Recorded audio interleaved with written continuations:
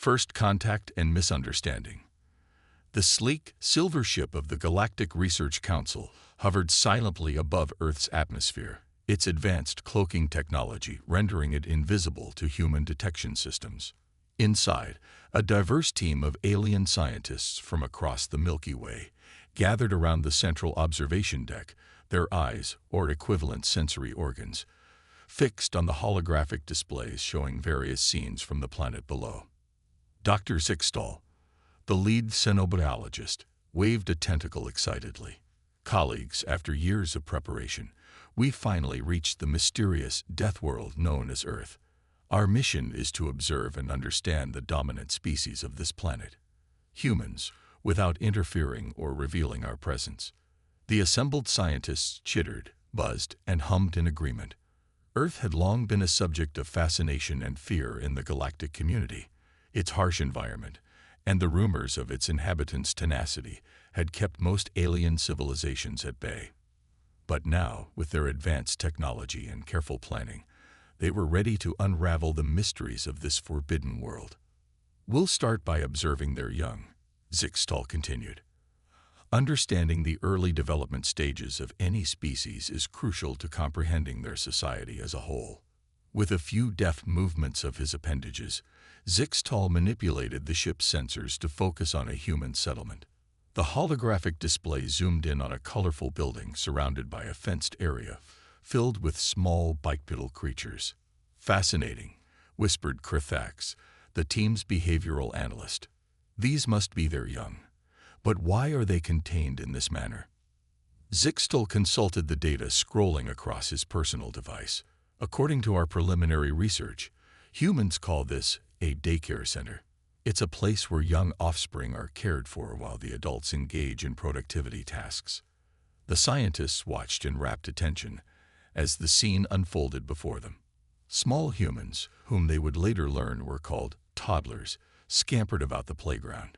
Some climbed on structures, others manipulated objects with their hands, and a few engaged in what appeared to be mock combat. "By the cosmic void," gasped Flurna, the physical adaptation specialist. "Look at how they scale those structures. Their strength-to-mass ratio must be extraordinary." Indeed, the aliens watched in awe as toddlers effortlessly climbed jungle gyms and slides, their small bodies demonstrating remarkable agility and fearlessness. Crithax's eye stalks widened as he observed two toddlers wrestling in a sandbox. The ferocity of their playfighting is alarming. Are they not concerned about injuring one another? As if to answer his question, one of the toddlers took a tumble, face-planting into the sand. The alien scientists held their breath, expecting distress or injury. To their shock, the small human simply stood up, shook off the sand, and resumed playing with a gleeful shriek. "Incredible resilience," Zixtal noted, furiously recording his observations. "These young seem impervious to impacts that would severely injure most species." Their attention was drawn to another area of the playground, where a group of toddlers had gathered around a small garden. To the aliens' horror, the young humans began plucking plants from the ground and stuffing them into their mouths. "Great galaxies," Flurna exclaimed. "They're consuming random vegetation without hesitation. How are they not succumbing to toxins?" Zixtal's tentacles trembled as he processed this information. It appears their digestive systems must be incredibly robust, capable of neutralizing a wide variety of potential poisons. As the day progressed, the alien research team witnessed more behaviors that both amazed and terrified them. Toddlers fearlessly approached small animals, seemingly unaware of potential dangers. They weathered falls, scrapes, and collisions that would have hospitalized young of other species. Their boundless energy and curiosity drove them to explore every inch of their environment, often in ways that seemed to defy the laws of physics. "Colleagues," Zixtal said solemnly as they compiled their first day's observations, "I believe we may be dealing with a species far more formidable than we initially realized. If their young are this resilient and fearless, imagine the capabilities of their adults." Crithax nervously flicked his tail. "Are you suggesting what I think you're suggesting, Doctor?" Zixtal's eye membranes fluttered in the alien equivalent of a grave nod. Indeed, based on our observations, we must classify human young as apex predators. Their physical resilience, adaptability, and seeming disregard for danger indicate a species evolved to dominate their environment at all life stages. A hush fell over the observation deck as the implications of this conclusion sank in. Earth, it seemed, was not just a death world. It was a planet that produced predators of unprecedented capability. "We must inform the Galactic Council immediately," Flurna said, her voice quivering. "If human adults are even more formidable than their young, the potential threat they pose to the galaxy cannot be overstated." As the research ship prepared to broadcast its findings to the wider galactic community, none of the aliens realized the magnitude of their misunderstanding. Their well-intentioned observations, filtered through the lens of their own evolutionary experiences, were about to spark a chain of events that would reshape galactic politics and challenge the very foundations of interspecies relations. Little did they know that their report on Earth's apex predator toddlers would not instill the fear they expected, but would instead begin humanity's journey to becoming one of the most respected and sought-after allies in the galaxy. The era of humanity's cosmic adventure was about to begin, all thanks to a group of playful toddlers and some very confused alien scientists. The Galactic Panic. The report from Dr. Zixtal's research team spread through the galactic community like wildfire. Within days, every sentient species connected to the Galactic Information Network was abuzz with news of the terrifying younglings from the Deathworld Earth. On Xanthoria, the crystalline homeworld of the logic-driven Xanth, the High Council of Elders convened an emergency session. The normally stoic Xanths buzzed with an uncharacteristic nervous energy as they absorbed the implications of the report. "Esteemed colleagues," began First Elder Xylo, her facets glinting in the soft light of the council chamber, "we face an unprecedented situation. The humans of Earth, a species we had previously deemed primitive, have been revealed to possess young capable of feats that defy our understanding of biology and physics." Murmurs rippled through the assembled Xanths as holographic displays showcased footage from the research team's observations. Toddlers scaling vertical surfaces, surviving impacts that should have been lethal, and fearlessly exploring their environment elicited gasps of disbelief. "If their offspring are this formidable," continued Xylo, "we must consider the terrifying possibility that adult humans are even more dangerous. We must take immediate action to protect our civilization and the galaxy at large." Meanwhile, on the gas giant vortex, home to the ethereal nebulites, a very different reaction was unfolding. The nebulites, beings of pure energy and emotion, were experiencing a collective wave of fascination and terror that manifested as swirling auroras across their planet's atmosphere. Grand Empath Saphira addressed her people, her voice carried on electromagnetic waves. "My fellow nebulites, we have sensed a great disturbance in the cosmic equilibrium. The humans of Earth, with their indomitable young, represent a force of nature unlike any we have encountered. We must approach this situation with caution, but also with an open mind. Perhaps there is much we can learn from these remarkable beings." Across the galaxy, similar scenes played out as various species grappled with the implications of the human toddler report. The warrior clans of Kragnor began reinforcing their battle fleets, while the pacifist Florians of Chlorophylia debated whether to seek diplomatic relations or hide their planet behind a cloak of invisibility. As panic and speculation spread, the Galactic Council called an emergency session. Representatives from hundreds of worlds gathered in the Great Hall of Unity on the neutral planet Concordia. The chamber was filled with a cacophony of languages, telepathic communications, and pheromone signals as delegates argued about how to address the human threat. Ambassador Grix of the methane-breathing Votrans pounded his tentacle on the podium. "We cannot stand idly by while these humans and their terrifying offspring expand beyond their world. We must contain them before it's too late." Shouts and gestures of agreement echoed through the chamber, but not everyone was convinced that aggression was the answer. Lorella, the bioluminescent diplomat from the ocean world Aquatica, floated to the center of the chamber. Her skin pulsed with calming blues and greens as she addressed the assembly. Esteemed colleagues, while the report on human young is indeed alarming, we must not let fear drive us to rash action. We have yet to make official contact with Earth. Perhaps we should seek to understand these humans before we judge them as a threat. Her words gave some delegates pause, but the overall mood remained tense. As the debate raged on, a small delegation of human representatives, who had been invited to join the Galactic Council just months earlier, sat in bewildered silence. Dr. Samantha Chen, Earth's lead xenodiplomat, leaned over to her colleague, Dr. Jamal Okafor. "Are they seriously talking about our toddlers?" she whispered incredulously. "How did this happen?" Jamal shook his head, a mix of amusement and concern on his face. "I have no idea, but we need to clear this up fast before someone decides to quarantine Earth or worse." As if on cue, a particularly agitated delegate from a hive mind species called for immediate military action against Earth. The chamber erupted into chaos, with some species supporting the motion and others vehemently opposing it. Samantha stood up, her heart racing. She knew she had to act fast to prevent an interstellar incident. With a deep breath, she activated her universal translator and stepped onto the central platform. "Distinguished members of the Galactic Council," she began, her voice cutting through the din. "I believe there has been a grave misunderstanding." The chamber fell silent as all attention turned to the human representative. Samantha felt the weight of countless alien gazes upon her, but she steeled herself and continued. "The report you have received about human young appears to have been based on observations without context. What you have witnessed is not the behavior of apex predators, but simply the natural curiosity and resilience of human children as they learn and grow." Murmurs of disbelief rippled through the audience.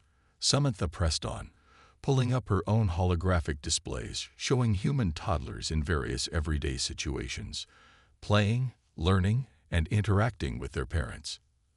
"Our children are not inherently dangerous.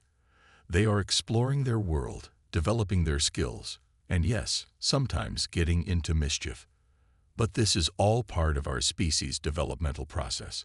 We are not a threat to the galaxy. We are simply a young species eager to join the galactic community and learn from our cosmic neighbors."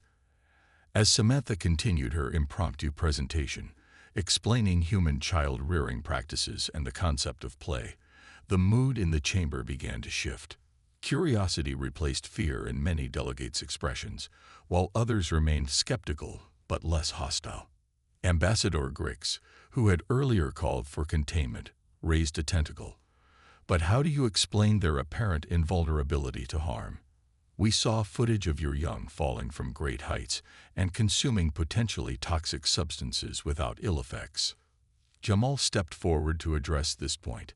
"What you witnessed was a combination of factors: the natural resilience of children, safety measures we've developed over centuries of parenting, and yes, sometimes just plain luck. Our toddlers are not invulnerable. We simply create environments where they can explore safely." As the human representatives continued to explain and clarify, the panic that had gripped the Galactic Council began to subside. Many delegates were now fascinated by this new perspective on human development, peppered the Earth delegation with questions about human childhood, education, and societal structures. However, not everyone was entirely convinced. Some species, particularly those with vastly different life cycles or reproductive methods, still found the concept of human children unsettling. Others saw potential opportunities in understanding human resilience and adaptability. As the emergency session drew to a close, the immediate threat of action against Earth had been averted. But the galaxy's fascination with humanity had only just begun. The Galactic Council voted to establish a dedicated committee to study human culture and biology, with a particular focus on child development. Samantha and Jamal left the council chamber, exhausted but relieved. As they walked back to their quarters, Samantha couldn't help but chuckle. "You know," she said to Jamal, "when we were preparing for first contact, We thought we'd be discussing philosophy, technology, or the nature of the universe. Never in a million years did I imagine I'd be giving a galaxy-wide lecture on the terrible Tuas. Jamal laughed, shaking his head. Just wait until they learn about teenagers. We might cause another panic. As news of the council session spread across the galaxy, the initial fear of humanity began to transform into curiosity and even admiration. Humans, it seemed, were far more complex and intriguing than anyone had anticipated. The misunderstanding about toddlers had opened the door to a new era of galactic relations, one that would challenge preconceptions and foster a deeper understanding between species. Little did anyone know that this was just the beginning of humanity's journey to becoming one of the most influential and respected species in the galactic community, all thanks to a bunch of misunderstood toddlers and their playground antics. The Toddler Expedition. In the wake of the galactic panic and subsequent explanations from human representatives, the scientific community across the stars was abuzz with curiosity. The Galactic Research Council, not satisfied with second-hand accounts and limited observations, proposed a daring mission. A diverse team of alien scientists would conduct an up-close study of human toddlers in their natural habitat. After months of delicate negotiations and careful planning, Operation Tiny Terran was given the green light. A team of 5 researchers from different species was assembled, each chosen for their expertise and their species' unique perspective. Dr. Zilks, a Xanthorian crystalline being, expert in cognitive development. Professor Gloop, an amorphous Blorbian specializing in adaptive biology. Commander Caxty, an insectoid hive mind analyst focused on social structures. Seeker Lumina, a bioluminescent aquatican studying emotional intelligence. Sage Whisperwind, a gaseous nebulite researching energy patterns in living beings. The team arrived on Earth with much fanfare. Their arrival carefully managed to avoid causing panic among the human population. They were to spend a week observing and interacting with toddlers at the Little Explorers Daycare Center in suburban America. On the first day, the alien team stood nervously outside the colorful building, its walls adorned with cartoonish animals and alphabet letters. "Remember," Dr. Chen briefed them one last time, "these are just children. They're curious and energetic, but not dangerous. Try to relax and enjoy the experience." As they entered the daycare, they were greeted by the cacophony of toddler voices and the sight of small humans engaged in various activities. The alien researchers froze, overwhelmed by the sensory input. A small girl with pigtails fearlessly approached Professor Gloop, poking at his gelatinous form with a chubby finger. "Jelly," she exclaimed with delight. Gloop quivered, unsure how to respond. "Negative, small human. I am not a gelatinous confection. I am a sentient being from." His scientific explanation was cut short as the girl gave him a squishy hug, giggling as her arms sank slightly into his amorphous body. Meanwhile, Commander Caxty found himself surrounded by a group of boys playing with toy spaceships. "Buzz! Zoom!" they shouted, flying the toys around the insectoid alien. Caxty's antennae twitched with interest. "Fascinating. Are you simulating space exploration? Perhaps I could share some insights about actual interstellar travel." His offer was met with excited cheers as the boys began climbing on him, using his exoskeleton as a jungle gym. "Spaceship ride," they chanted. Across the room, Dr. Zilks attempted to engage a toddler in a cognitive assessment. "Young human, please arrange these geometric shapes in order off." The toddler grabbed a triangular block and promptly tried to eat it. Zilks's crystalline form vibrated with alarm. No, that is not nutritional sustenance." Seeker Lumina had better luck, her bioluminescent glow attracting a group of fascinated toddlers. She pulsed different colors, delighting in their oohs and ahs. However, her joy turned to panic when they all tried to hug her at once, their small hands passing through her aqueous form. "Oh my! Please be careful, little ones. I'm not solid like you," she bubbled, trying to maintain her cohesion. Sage Whisperwind, being gaseous, thought he'd have an easier time. He wafted around the room, observing the energy patterns of the children. However, he hadn't accounted for one crucial factor. Toddlers love to blow bubbles. A little boy with a bubble wand giggled as he blew bubbles through Whisperwind, dispersing the nebulite's form. How delightful! Whisperwind chimed, his voice scattering across the room, though perhaps a bit disconcerting. As the day progressed, the alien researchers found themselves increasingly out of their depth. Toddlers climbed on furniture, had messy snack times, engaged in loud and energetic play, and occasionally burst into tears or laughter for reasons the aliens couldn't comprehend. During nap time, the exhausted research team huddled in the corner, looking shell-shocked. How do human caretakers manage this every day? Professor Gloop wheezed, his form still bearing the imprints of numerous toddler hugs. Their energy levels are off the charts. Seeker Lumina pulsed weakly. I've never encountered beings with such emotional intensity. Commander Caxty's antennae drooped. Their social structures are chaos. There's no clear hierarchy, no organized system. It's beautiful in its complexity. Dr. Zilks's usually sharp edges had been rounded by stress. Their cognitive processes defy our understanding. One moment they're solving puzzles beyond their expected capabilities. The next, they're eating sand.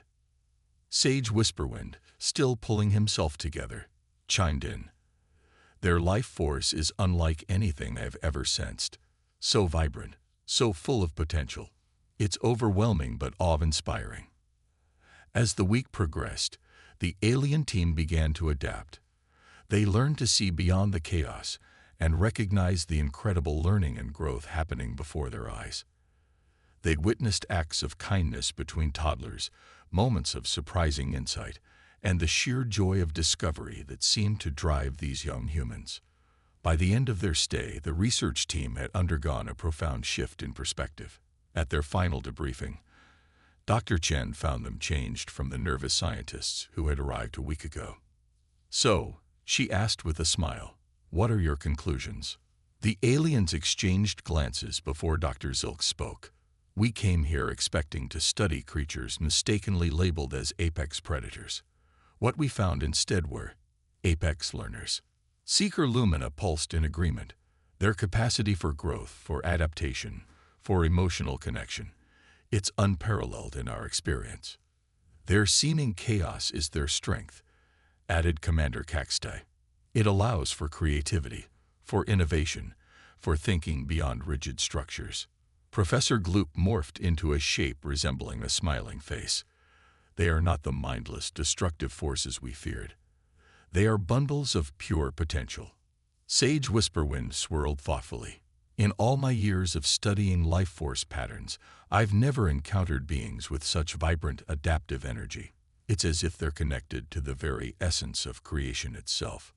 Dr. Chen nodded, touched by their insights. And what will you tell the Galactic Council? The alien scientists shared another look before responding in unison. That we have much to learn from humanity, starting with their young. As the research team prepared to return to their worlds, each carried with them not just data and observations, but colorful drawings, tiny handprints, and memories of laughter and discovery.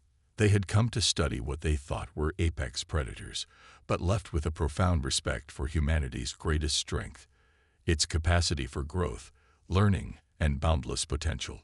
The report they would deliver to the Galactic Council would change the course of human-alien relations forever, opening doors to cultural exchange programs, collaborative research projects, and a new era of interstellar cooperation.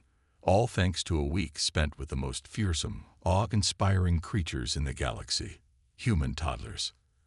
Understanding and adaptation.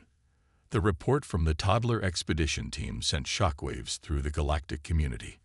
What had started as a mission to study potential apex predators had transformed into a revelation about the nature of human potential and adaptability.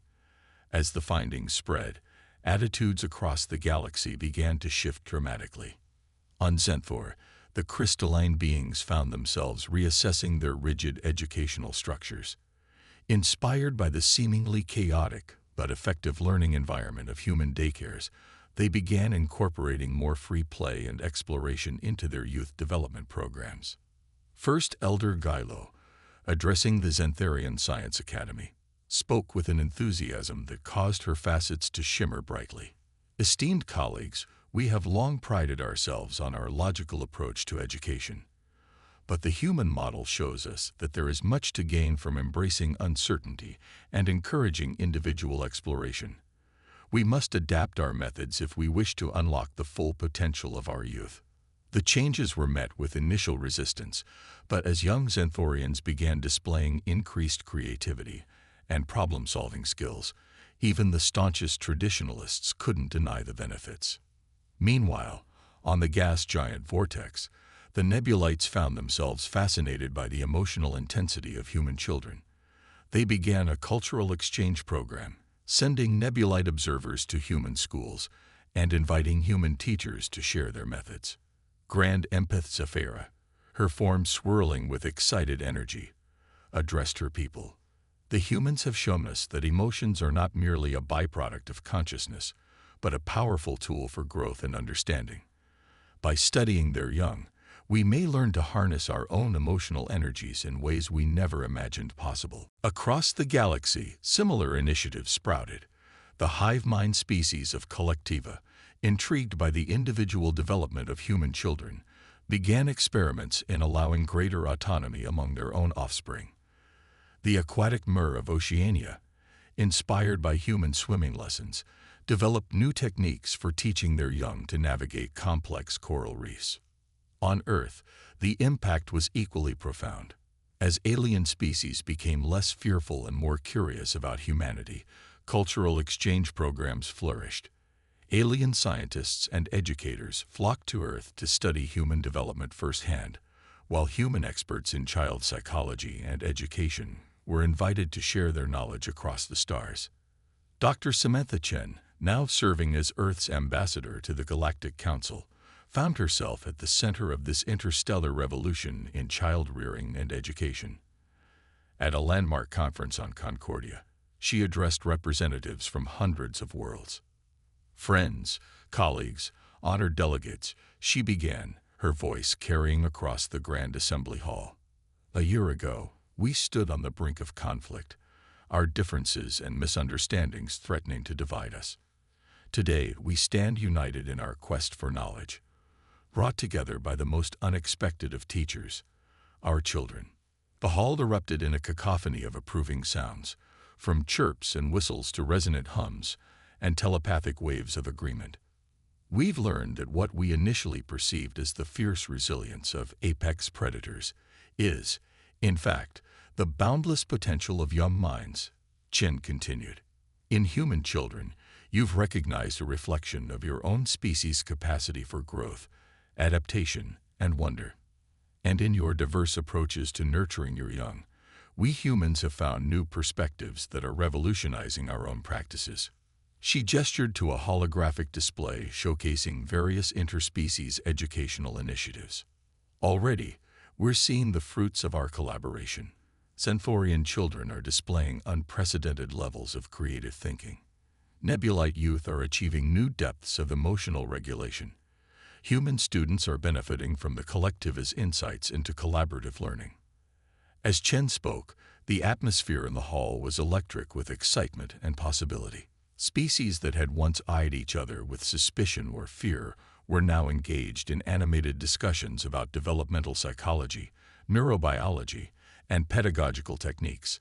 But it wasn't just in education that the impact was felt. The revelation of humanity's adaptability and potential had far-reaching consequences across various fields.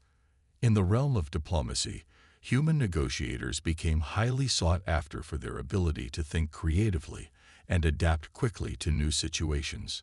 The phrase human flexibility became a byword for innovative problem-solving in diplomatic circles. Military strategists across the galaxy began studying human history, fascinated by humanity's ability to overcome seemingly insurmountable odds. The human capacity for rapid technological advancement, born from the same adaptability seen in their young, became both admired and, in some quarters, feared. In the business world, human entrepreneurial spirit became legendary. Venture capitalists from a dozen worlds scrambled to invest in human startups, eager to tap into what they called Earth's innovation engine. Yet, as with any significant change, this new era of human-alien relations brought its own set of challenges. Some conservative factions across various species warned of the dangers of too much change too quickly. They feared losing their unique cultural identities in the rush to adopt human-inspired practices. On Earth, there were concerns about the influence of alien cultures on human development. Parents debated the merits of sending their children to schools that incorporated alien teaching methods. And there were still those who hadn't fully shaken off their initial fear of humanity. A small but vocal minority continued to push for limiting human expansion into the galaxy, arguing that a species with such potential for growth could one day become a dominant force. Addressing these concerns became the next great challenge for leaders like Dr. Chen and her alien counterparts. At the conclusion of her speech on Concordia, she tackled these issues head-on. "Change is never easy," she acknowledged, her voice somber but resolute. "As we move forward in this new era of collaboration, we must be mindful of preserving the unique beauty of each of our cultures. Our goal is not to make the galaxy more human, nor to make humanity more alien, but to create a galactic community that celebrates our differences while working together towards a brighter future for all." She paused, looking out over the assembled delegates. The road ahead will not always be smooth. There will be misunderstandings, setbacks, and moments of doubt. But if we've learned anything from this journey, it's that the greatest growth often comes from the biggest challenges.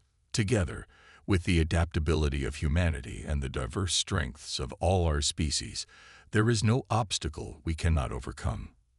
As the conference concluded, delegates returned to their home worlds, charged with the task of implementing new initiatives and fostering greater understanding between species.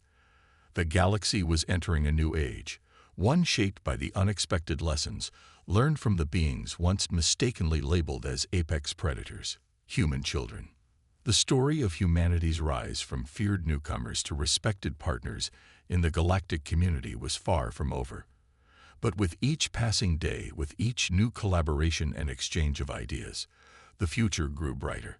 The misunderstanding that had once threatened to isolate humanity had instead become the catalyst for an unprecedented era of interstellar cooperation and growth. A new galactic era. 20 years had passed since the infamous Toddler incident that had nearly derailed humanity's entry into the galactic community. Now, as delegates from across the Milky Way gathered on Earth for the 20th Galactic Cooperation Summit, the transformed skyline of New York City served as a testament to how far things had come. Sleek alien architecture blended seamlessly with human designs, creating a cityscape that embodied the new era of interspecies collaboration. Hovercars piloted by beings from a dozen worlds zipped between buildings, while in Central Park, a group of Xanthorian crystal children played alongside human kids in a playground designed to accommodate a variety of alien physiologies. In the newly constructed Harmony Spire, the tallest building on Earth and a gift from the galactic community, the summit was about to begin. Dr. Samantha Chen, now serving as the Secretary General of the United Earth Government, stood at the podium, surveying the assembled delegates. Her hair had grayed, and lines of experience marked her face, but her eyes still sparkled with the same enthusiasm that had helped bridge the gap between humanity and the stars 2 decades ago. Distinguished delegates, honored guests, citizens of Earth and 1,000 worlds beyond, she began, her voice carrying across the grand hall. 20 years ago, we stood at a crossroads. A simple misunderstanding about the nature of our children nearly led us down a path of fear and isolation. Instead, it became the catalyst for the greatest era of cooperation and advancement our galaxy has ever known. Murmurs of agreement rippled through the audience, a cacophony of sounds from chirps and whistles to telepathic pulses of emotion. "Look how far we've come," Chen continued, gesturing to a holographic display showcasing achievements from across the galaxy. The Xanthorian Human Educational Initiative has produced a generation of problem solvers that are tackling challenges we once thought impossible. The emotional intelligence techniques developed by the Nebulite human research teams have revolutionized mental health care across 100 species. The display shifted, showing images of vast engineering projects and scientific breakthroughs. Together, we've pushed the boundaries of what's possible. The Dyson swarm around Alpha Centauri, powered by human ingenuity and Blorbian energy transfer technology. The cure for the Andromeda plague, developed by a team of human, aquatican, and hive mind scientists. The Galactic Transportation Network, linking our worlds in ways we once only dreamed of. As Chen spoke, the atmosphere in the hall was charged with a sense of pride and possibility. Species that had once eyed each other with suspicion or fear now sat side by side, united in their shared achievements.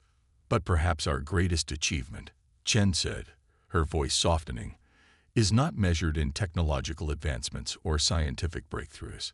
It's measured in understanding, in friendship, in the bridges we've built between our cultures.